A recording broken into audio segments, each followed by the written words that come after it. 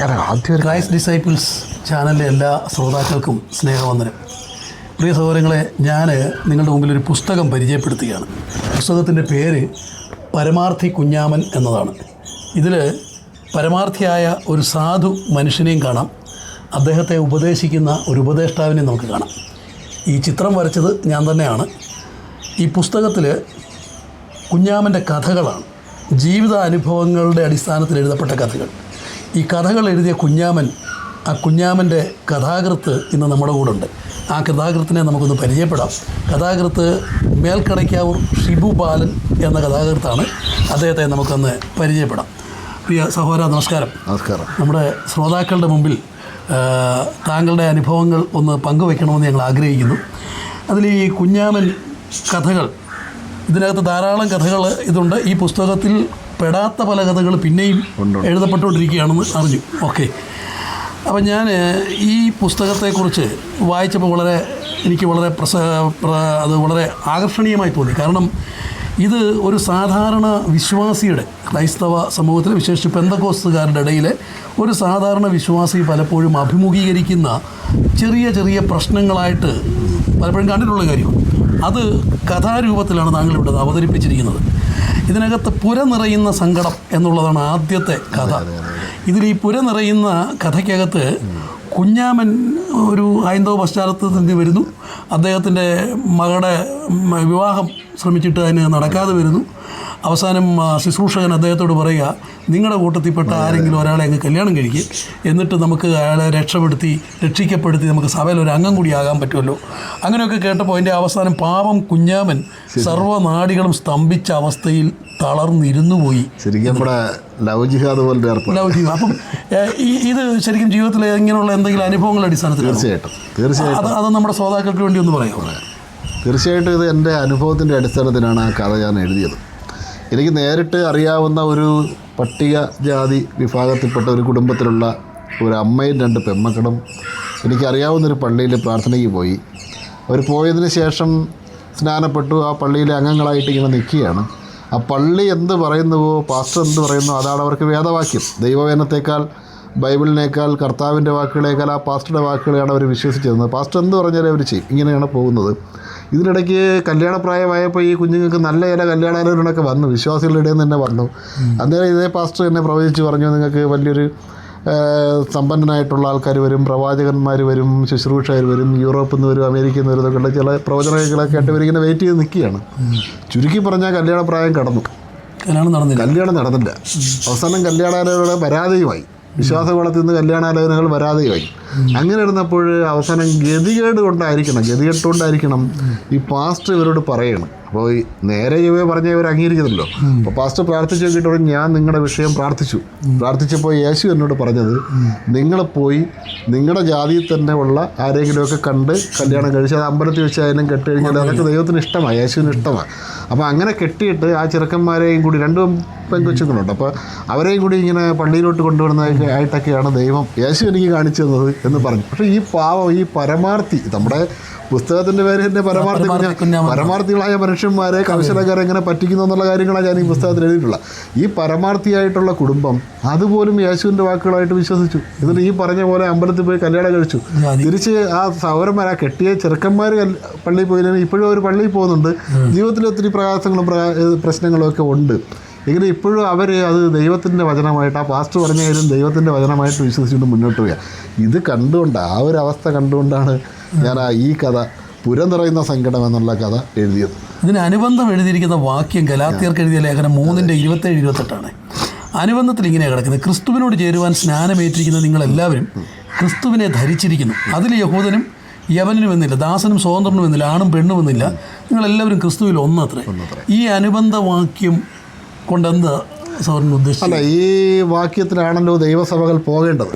അതെ, തീർച്ചയായിട്ടും. ഇപ്പോൾ എൻ്റെ ഒരു അനുഭവത്തിൽ ഞാൻ 10-25-26 വർഷത്തോളമായി വിശ്വാസ ഗോളത്തിലുള്ള ആളാണ്. ഇപ്പോൾ ശുശ്രൂഷകനായിട്ടും ദൈവം എന്നെ ചില കാര്യങ്ങളൊക്കെ ഏൽപ്പിച്ചതൊക്കെ ചെയ്തിങ്ങനെ പോവുകയാണ്. അതിനിടയിൽ ഞാൻ എൻ്റെ ജീവിതത്തിൽ പലപ്പോഴും കണ്ടിട്ടുള്ളത്, എനിക്ക് തന്നെയും പലപ്പോഴും അനുഭവപ്പെട്ടിട്ടുള്ള കാര്യമാണ്, ഇതിനകത്ത് ഈ ജാതീയമായ ഉച്ചനീചത്വങ്ങളൊക്കെ സഭയ്ക്കകത്തുണ്ട് എന്നുള്ളത് എനിക്ക് പൂർണ്ണമായിട്ടും ബോധ്യമുള്ള കാര്യമാണ്.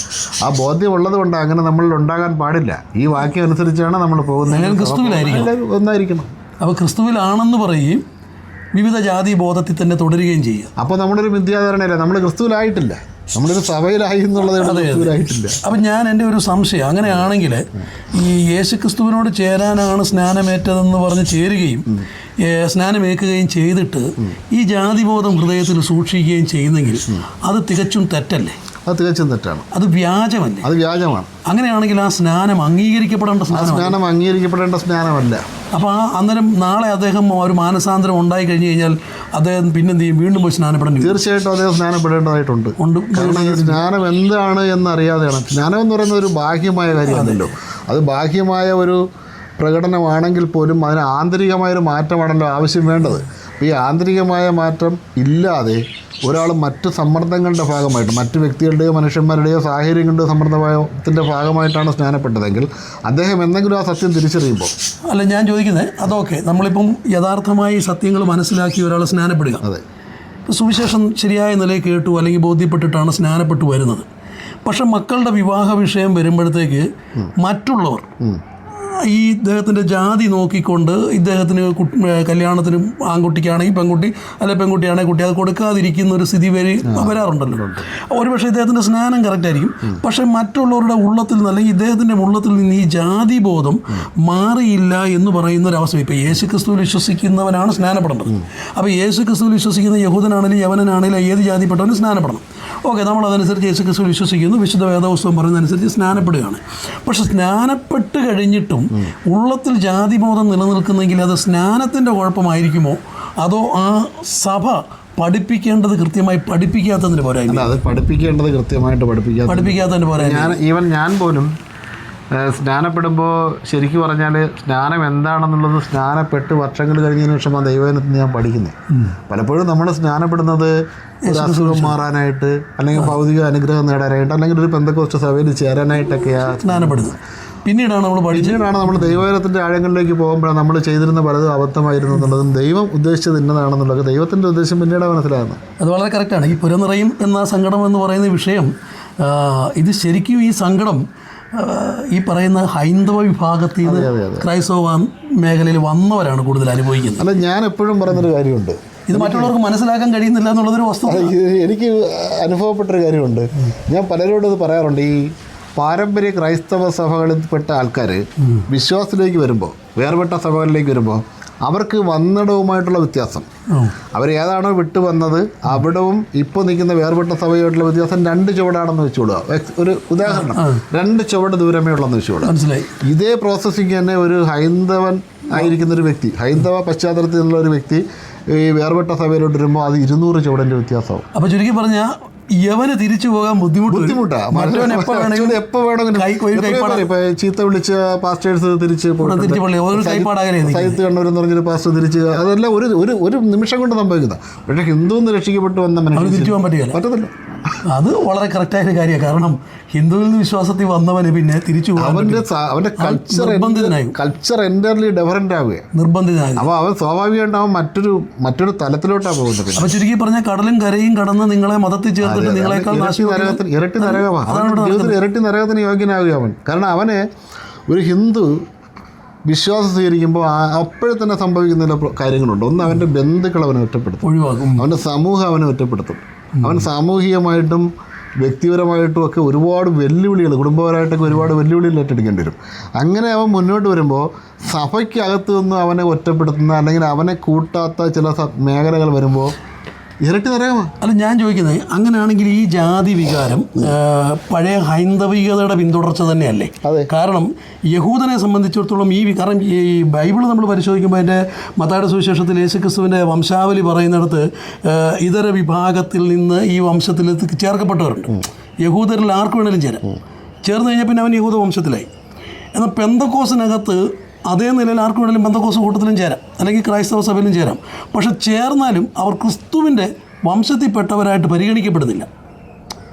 ഇപ്പം മത്തായിയുടെ സുവിശേഷം എടുത്ത് 1-ാം അധ്യായം നമ്മൾ പഠിക്കുമ്പോൾ അവിടെ യേശു ക്രിസ്തുവിൻ്റെ വംശാവലിക്കകത്ത് പറഞ്ഞിരിക്കുന്നതിൽ പലരും യഹൂദ തലമുറയിൽ ജനിച്ചവരല്ല. ഇപ്പം യേശു ക്രിസ്തുവിൻ്റെ രാഹബ് എന്ന് പറയുന്ന വേശ്യാസ്ത്രീയെ കുറിച്ച് പറയുന്നുണ്ട്. അവർ വേറൊരു വിജാതീയ സ്ത്രീയാണ്, അവരിങ്ങോട്ട് വരുന്നുണ്ട്. രൂത്ത് വേറൊരു വിഭാഗം മോവാബ്യ സ്ത്രീയ, അവർ യഹൂദ വംശത്തിൽ ചേരുക.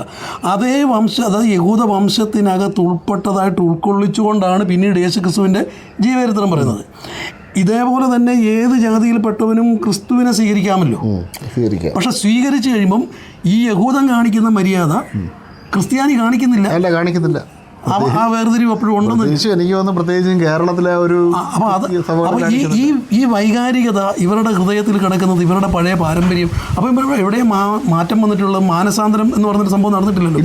പുതുസൃഷ്ടി എന്ന് പറഞ്ഞൊരു സംഭവം നടന്നിട്ടില്ല. ഇപ്പം ഞാൻ ചില കാലങ്ങൾക്ക് മുമ്പ് ഈ സുവിശേഷത്തെക്കുറിച്ച് മനസ്സിലാക്കിയ ഒരു കാര്യം കൂടെ പറയാം. നമ്മൾ പലരും ഈ സുവിശേഷം എന്ന് പറയുന്നത് ദാവീദിൻ്റെ സന്തതിയായി ജനിച്ചു മരിച്ചു അടക്കപ്പെട്ട് ഉയർത്തെഴുന്നേറ്റ് യേശുക്രിസ്തുവിനെ അറിയുന്നതാണ് സുവിശേഷം എന്നൊക്കെ പറഞ്ഞ് ചുരുക്ക വാക്കുകളിൽ യേശുവിനെ അവതരിപ്പിക്കാനാണ് എല്ലാവരും ഇഷ്ടപ്പെടുന്നത്. വാസ്തവത്തിൽ സുവിശേഷം എന്ന് പറയുന്നത് സകല മനുഷ്യർക്കും സന്തോഷം ഉണ്ടാക്കുന്നത്. അപ്പോൾ അതിനെക്കുറിച്ച് പഠിച്ചു വരുമ്പോൾ എഫേസ്യ ലേഖനത്തിൽ വാക്യമുണ്ട്. ഈ വാക്യം ഇങ്ങനെയാണ് കിടക്കുന്നത്. ക്രിസ്തുമർമ്മത്തെക്കുറിച്ചാണ് പറയുന്നത്. യേശു ക്രിസ്തുവിനെക്കുറിച്ചുള്ളൊരു മർമ്മം എനിക്ക് വെളിവായി വന്നു എന്നൊക്കെ പറഞ്ഞിട്ട് പറയുന്ന വാക്യം ഇതാണ്: സുവിശേഷത്താൽ ജാതികളും ക്രിസ്തുവേശുവിൽ കൂട്ടവകാശികളും ഏക ശരീരസ്ഥരും വാഗ്ദത്തത്തിൽ പങ്കാളികളുമാകണം എന്നതുള്ളത് തന്നെയാണ്. ഇതാണ് സുവിശേഷത്താൽ സംഭവിക്കേണ്ടതെന്നാണ് പറഞ്ഞത്.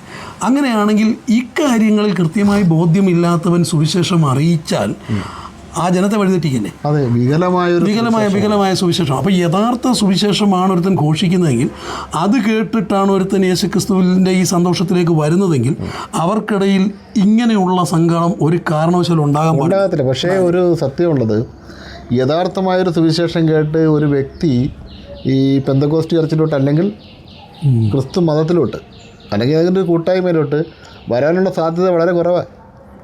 ബിസിനസ് പരമായിട്ട് നമുക്കിപ്പോൾ ബൾക്കായിട്ട് ആളിനെ കൊണ്ടുവരണമെങ്കിൽ നമ്മൾ യഥാർത്ഥ സുവിശേഷം പറഞ്ഞാൽ പറ്റത്തില്ല. അവൻ്റെ ആവശ്യങ്ങൾ പറഞ്ഞു, ആവശ്യങ്ങൾ അവന് ദൈവവചനം തന്നെ പറയുന്നുണ്ടല്ലോ, തങ്ങളുടെ കർണരസമാകുമാറ് ജ്യേഷ്ഠാക്കന്മാരെ പെരുക്കുന്നു. അപ്പം ചുരുക്കി പറഞ്ഞാൽ സുവിശേഷ ഘോഷണം എന്ന് പറയുന്നത് സുവിശേഷം അറിയിക്കലല്ല, മറിച്ച് തങ്ങളുടെ മതത്തെ വലുതാക്കുക. ഈ സുവിശേഷം പലപ്പോഴും ബ്രദറൊക്കെ ഉപയോഗിക്കുന്നൊരു വാക്ക് തന്നെ ഞാൻ കടമെടുത്ത് ഉപയോഗിക്കണം. സുവിശേഷം പല വ്യക്തികളോടും സുവിശേഷം പറഞ്ഞ ആ വ്യക്തികളുടെ ആപേക്ഷികമായിട്ടാണ്. വ്യക്തികളുടെ അന്നേരത്തെ ആവശ്യം എന്താണോ അതിനെ അപേക്ഷിച്ചായിരിക്കും അവരോട് വിശ്വാസം. ഇപ്പോൾ രോഗിയായവനോട് പറയുന്ന സുവിശേഷം സ്നാനപ്പെട്ട അതിൻ്റെ രോഗം മാറുമെന്ന്, കടഭാരത്തിലിരിക്കുന്നവരോട് പറയുന്ന സുവിശേഷം നീ ക്രിസ്തുവിൽ വന്ന് അതിൻ്റെ കടഭാരം. ഇതൊരു സൈഡിൽ യാഥാർത്ഥ്യമാണെങ്കിൽ പോലും ഇവൻ സുവിശേഷം കേൾക്കുന്നില്ല. ഇവൻ കേൾക്കുന്ന അവനെ സംബന്ധിച്ചുള്ള അവന് ആപേക്ഷികമായിട്ട് നല്ലൊരു വർത്തമാനോട് കേൾക്കുന്നത്. പക്ഷേ ശരിക്കുമുള്ള സുവിശേഷം എന്താണെന്ന് അവൻ കേൾക്കുന്നില്ല. മാനസാന്തരത്തിൻ്റെ ആവശ്യത്തെക്കുറിച്ച് അറിയുന്നില്ല, കർത്താവ് എന്തിനു വന്നു എന്നറിയില്ല. നമ്മൾ മനസ്സിലാക്കേണ്ട ഒരു കാര്യം, ഈ കർത്താവ് ഒരിക്കലും ഈ രോഗികളെ കർത്താവ് സൗഖ്യമാക്കിയത് ഇവിടെ ജീവനോടെ ഈ ഭൂമിയിൽ കർത്താവ് നടക്കുന്ന സമയത്താണ്. ഭൂമിയിൽ കർത്താവ് ഭൗതിക ശരീരത്തിൽ ഇങ്ങനെ നടന്നു പോകുന്ന സമയത്താണ് രോഗികളെ സൗഖ്യമാക്കിയത്, മരിച്ചവനെ ഉയർപ്പിച്ചത്. അപ്പോൾ ഇതിനൊന്നിനും കർത്താവ് മരിക്കേണ്ട ആവശ്യമില്ല. അപ്പോൾ പിന്നെ എന്തിനാണ് കർത്താവ് മരിച്ചത്? അത് കറക്റ്റാണ്, അത് ശരിയാണ്. നിങ്ങൾക്ക് മനസ്സിലായോ പറഞ്ഞത്? അതായത് ഒരാളെ രോഗിയെ സൗഖ്യമാക്കിയത് യേശുക്രിസ്തു ക്രൂശിക്കപ്പെടുന്നതിന് മുമ്പാണ്. ക്രൂശിൻ്റെ ആവശ്യമില്ലായിരുന്നു ഒരു രോഗിയെ സൗഖ്യമാക്കാൻ, അല്ലേ? മരിച്ചവനെ ഉയർപ്പിക്കാനും ക്രൂശിൻ്റെ ആവശ്യമില്ലായിരുന്നു. അപ്പോൾ പിന്നെ ഈ രോഗി 5,000 പേർ കൊടുക്കുന്നു. അപ്പോൾ ക്രൂശ് ഇതിനു വേണ്ടിയിട്ടൊന്നും അല്ലായിരുന്നു. കടബാധ്യത മാറ്റാനോ രോഗം മാറ്റാനോ പിന്നെ ദാരിദ്ര്യം മാറ്റാനോ അല്ല സുവിശേഷം. അതിനല്ല യേശുക്രിസ്തു ക്രൂശിക്കപ്പെട്ടത്. അതല്ലേ ഉദ്ദേശിച്ചത്? വളരെ നല്ലൊരു ചിന്ത. എന്തിനാ ക്രൂശീകരിക്കപ്പെട്ടത്? ആ ചോദ്യത്തിന്റെ ആൻസറാണ് സുവിശേഷം. അതെ, അത് സകലരും ഒന്നാക്കുക എന്നുള്ളത്. അതെ, യേശുക്രിസ്തു എന്തിന് ക്രൂശിൽ മരിക്കപ്പെട്ടു? 5,000 പേർക്കാക്കാൻ വേണ്ടി കർത്താവ് മരിക്കേണ്ട, രോഗികളെ സൗഖ്യമാക്കാൻ വേണ്ടി ജീവനോട്ടിരുന്ന് ചെയ്ത കാര്യങ്ങളാണ്. അത് ശരിയാണ്. അപ്പൊ പിന്നെ എന്തിനു മരിച്ചു എന്നുള്ള ചോദ്യത്തിന്റെ ഉത്തരമാണ് ഞാൻ കേൾക്കേണ്ട സുവിശേഷം. അതെ, ആ സുവിശേഷം കേട്ട് ജനിക്കാത്തത് എല്ലാവരും വികലമായ സുവിശേഷം കേട്ട് ജനിക്കുന്നവരാണ്. അതാ ഈ വികലമായ കാര്യങ്ങളുണ്ടാകുന്നത്. അപ്പം ശ്രോതാക്കളെ, നിങ്ങൾ ഇതിനെക്കുറിച്ച് നിങ്ങളുടെ അഭിപ്രായങ്ങളും രേഖപ്പെടുത്താം. എല്ലാവർക്കും നന്ദി.